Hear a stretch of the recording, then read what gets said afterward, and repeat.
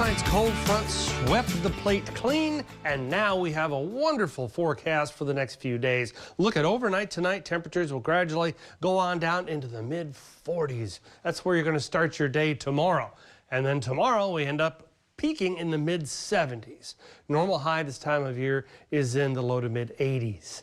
Now we get to do it in reverse. We've been saying for weeks, well, the normal high is 88, but we're going to be 98. Well, not this time. Now we're going to be cooler than the normal.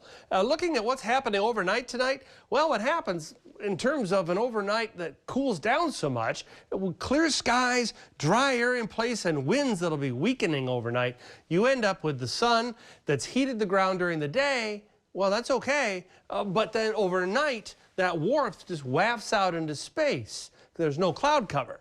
You got clear, dry, and calm. That all leads to that heat. Just lift the lid off a pot of boiling water, and all that steam or heat rises up out of the pot. Same thing. You lift the lid off, the cloud cover, and all the warmth of the day just goes out into space.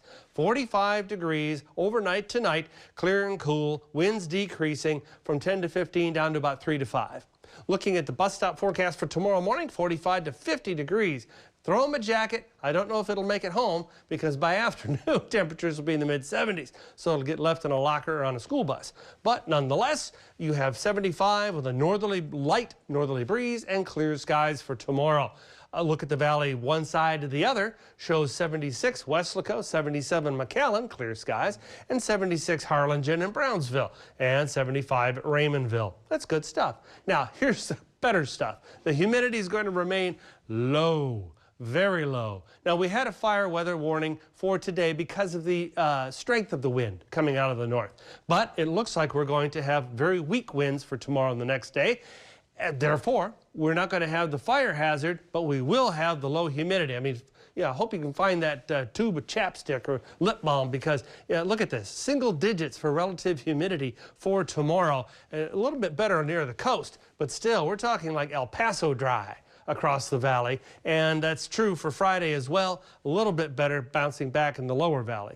But the winds will be shifting around out of the southeast from Friday to Saturday, so humidity will start to bounce back into Saturday, but still 86 degrees, we got to warm back up. It's the valley after all. But another or second shot of northeast wind coming across the Gulf, that could very well help keep us feeling a little bit nicer on Sunday. I think it's going to be good all the way around. Tropically speaking, Melissa continues to move to the northeast off Cuba and then eventually heading off toward the open Atlantic. No problem for the United States. No threats for the Rio Grande Valley in terms of the tropical forecast at all. The 7-day forecast, again, clear all the way down the line. Temperatures remain comfortable. And look at that Halloween forecast for Trick or Treat. 78 degrees at 6 o'clock, 68 degrees at 9 o'clock. Couldn't ask for anything better. That's a look at your forecast.